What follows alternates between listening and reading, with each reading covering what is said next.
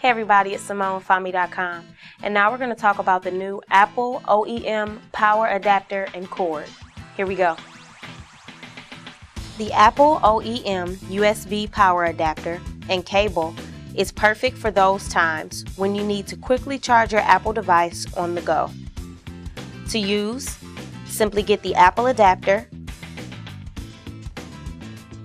place the USB plug into the designated plug on the adapter, and place the other end into your Apple device. Plug the adapter and cord into an electrical socket.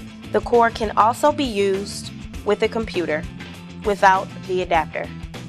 The Apple OEM USB power adapter and cable is now available at Fami.com.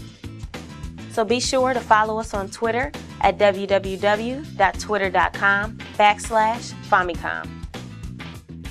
And be our friend on Facebook. Just search FamiSpot. See you later.